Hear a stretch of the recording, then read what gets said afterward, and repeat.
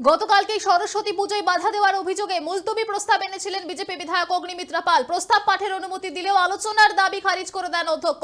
তারপরেই শুভেন্দু অধিকারীর নেতৃত্বে বিক্ষোভ দেখাতে শুরু করেন বিজেপি বিধায়কেরা। আমরা দেখেছিলাম সেই ছবি এবং অধ্যক্ষের চেয়ারের দিকে কাগজ ছোড়ার অভিযোগ ওঠে শুভেন্দু অধিকারীর বিরুদ্ধে। তারপরেই 30 দিনের জন্য বিরোধী দলনেতা সহ 4 বিধায়ককে সাসপেন্ড করেছিলেন অধ্যক্ষ। আর সেই আজ কিন্তু অনেক দূরে গিয়েছে। গতকালকেই বিধানসভার সামনে থেকে বক্তব্য রেখেছিলেন শুভেন্দু অধিকারী, বলেছিলেন তারা আজকে মুখ্যমন্ত্রীর যে বক্তব্য এবং মুখ্যমন্ত্রী সেই বক্তব্যকে বয়কট করবেন তারা অধিবেশন কক্ষে ঢুকবেনই না, তারা বিক্ষোভ দেখাবেন। একদম সেই ছবিটাই আমরা আপনাদের দেখাচ্ছি। এই মুহূর্তে দেখতে পাচ্ছেন বিধানসভার সিঁড়িতে বসে, অধিবেশন কক্ষে ঢুকলেন না বিজেপি বিধায়কেরা, সিঁড়িতে বসে একদম আপনারা দেখছেন প্ল্যাকার্ড নিয়ে বিক্ষোভ দেখাচ্ছেন।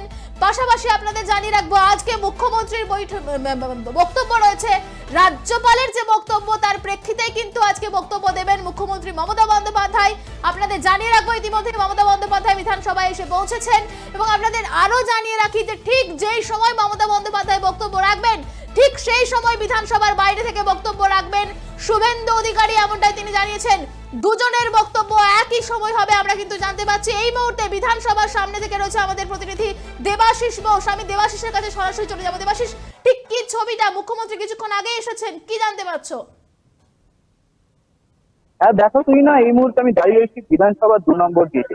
আর যেখানে কিন্তু কিছুক্ষণ বাদেই শুভেন্দু অধিকারী অর্থাৎ বিরোধী দলনেতা শুভেন্দু অধিকারী নেতৃত্বে এক ধর্ণা অবস্থান করতে চলেছে বিজেপি। গতকাল আমরা দেখেছিলাম যে বিধানসভার অভ্যন্তরে অধিবেশন চলাকালীন 4 জন বিজেপি বিধায়ককে সাসপেন্ড করে স্পিকার। আর সেখান থেকে দাঁড়িয়ে তখনই বিরোধী দলনেতা শুভেন্দু অধিকারী ধর্ণার অবস্থানে ডাক দেয়। আর আজ কিছুক্ষণের মধ্যেই এখানে ধর্ণা অবস্থান করতে চলেছে বিজেপির বিভিন্ন বিধায়করা। যে 4 জন বিধায়ককে সাসপেন্ড করা হয়েছে স্পিকারের তরফ থেকে তারা হলেন বিরোধী দলনেতা শুভেন্দু অধিকারী, বিশ্বনাথ কারক, বঙ্কিম ঘোষ এবং অগ্নিমিত্রা পাল। এই 4 জনকে করার জন্য তারা আজ ধর্ণা অবস্থানে ডাক দিয়েছে। ইতিমধ্যে মুখ্যমন্ত্রী মমতা বন্দ্যোপাধ্যায় বিধানসভায় এসে উপস্থিত হয়েছেন। আমি বিধানসভা চত্বরটাকে আমার ক্যামেরা পার্সনকে ঘুরিয়ে দেখাতে বলবো যে এখানে কিন্তু আঁটো নিরাপত্তা রাখা হয়েছে। এখানে কিন্তু দেখা যাচ্ছে পুরো পুলিশি চাদরে মুড়ে ফেলা হয়েছে গোটা বিধানসভা চত্বর। ইতিমধ্যে মুখ্যমন্ত্রী মমতা বন্দ্যোপাধ্যায় এসে এখানে উপস্থিত হয়েছেন। আর একটু বাদেই তিনি কি বক্তব্য রাখতে চলেছেন সেদিকে কিন্তু সবার নজর থাকবে। তুই না একদমই দেবাশিস, আমি একটু ঘুরিয়ে দেখানোর জন্য বলবো যে একদম পুলিশের নিরাপত্তা, কারণ কোন রকম অপ্রীতিকর ঘটনা যাতে না ঘটে। কারণ তুমি জানবে যে গতকালকের সাসপেন্ডের পরেই কিন্তু শুভেন্দু অধিকারী এই বয়কটের ডাক দিয়েছিলেন।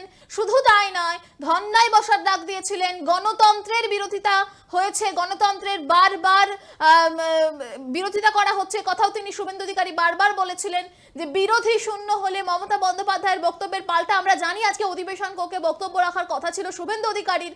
30 দিনের জন্য তাকে সাসপেন্ড করা হয়েছে। সেক্ষেত্রে তিনি বয়কটের ডাক দিয়েছেন মুখ্যমন্ত্রীর বক্তব্যকে। তার পাশাপাশি শুধু তাই নয়, আজকে ঠিক যেই সময় মুখ্যমন্ত্রী মমতা বন্দ্যোপাধ্যায় অধিবেশন কক্ষ থেকে বক্তব্য রাখবেন ঠিক একই সময় বিধানসভার বাইরে থেকে শুভেন্দু অধিকারীর বক্তব্য দেওয়ার কথা রয়েছে, যা কিন্তু নজিরবিহীন এবং অবশ্যই সেদিকে আমাদের নজর থাকবে। কিন্তু দেবাশিস, আমি আরো একবার তোমার কাছে যেটা জানতে চাইবো, এই মুহূর্তে মুখ্যমন্ত্রী এসে পৌঁছেছেন এবং তিনি কিন্তু নিজের ঘরে গেছেন আমরা যেটা জানতে পাচ্ছি। এরপরই তিনি কিন্তু অধিবেশন কক্ষে যাবেন। ঠিক যে বিষয়টা তোমাকে জানতে চাইবো যে শুভেন্দু অধিকারী বাইরে থেকে বক্তব্য রাখবে এবং মমতা বন্দ্যোপাধ্যায় ভেতরে বক্তব্য রাখবে।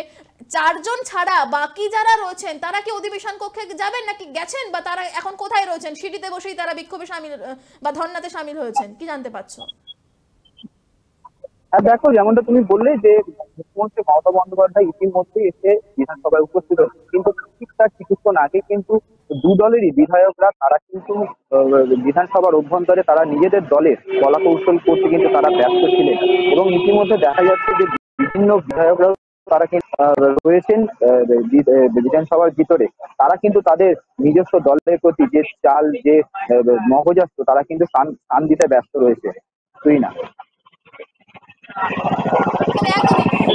আমি ধন্যবাদ জানাবো দেবাশিস। দেবাশিস, তোমাকে, তুমি সঙ্গে থাকো আমাদের, পরবর্তীতে আবারও তোমার কাছে আসবো এবং আপডেট নিতে থাকবো কি বক্তব্য রাখে মমতা বন্দ্যোপাধ্যায় আজকে, সেদিকে অবশ্যই আমাদের নজর থাকবে এবং নজর থাকবে শুভেন্দু অধিকারীও ঠিক মমতা বন্দ্যোপাধ্যায়ের বক্তব্য দেওয়ার সময় কি বক্তব্য দেয় সেদিকেও আমাদের নজর থাকবে। এবং আরো একটা বিষয় নজর রাখতেই হচ্ছে, কারণ এই 4 জন বিধায়ককে আমরা জানি সাসপেন্ড করা হয়েছে, বাকি যারা রয়েছেন তারা কি আজকে অধিবেশন কক্ষে থাকবেন নাকি অধিবেশন কক্ষ থেকে তারা বাইরে বেরিয়ে যে সিঁড়িতে ধর্ণা বসেছেন সেই ধর্ণাতেই বসবেন এবং সেখানে বিক্ষোভ দেখাবেন, শুভেন্দু অধিকারী সেখান থেকেই আমরা জানি বক্তব্য রাখবেন, সেদিকেও কিন্তু নজর রাখতে হচ্ছে। আরো একবার আপনাদের জানিয়ে রাখবো যে গতকালকের যে ঘটনা, সরস্বতী পুজোয় বাধা দেওয়ার অভিযোগে মুলতবি প্রস্তাব এনেছিলেন বিজেপি বিধায়ক অগ্নিমিত্রা পাল, তিনি তো ওয়েলের নামে নেননি, তারপরেও তাকে সাসপেন্ড করা হচ্ছে কেন সেই প্রশ্ন গতকালই তিনি কিন্তু তুলেছিলেন।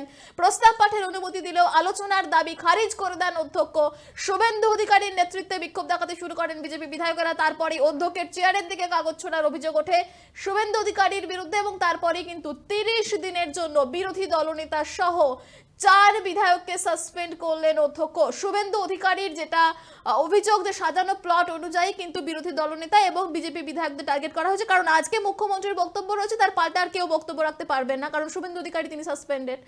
আজকে দুজনের একসাথে বক্তব্য দেওয়ার কথা, একজন মমতা বন্দ্যোপাধ্যায় তিনি বিধানসভার ভেতরে এবং বিধানসভার বাইরে থেকে শুভেন্দু অধিকারীর বক্তব্য দেওয়ার কথা, অর্থাৎ মমতা ভার্সেস আমরা বলতে পারি শুভেন্দুর আজকে বক্তব্য। নজর থাকবে আমাদের, দেখতে থাকুন 24 আওয়ার্স টিভি।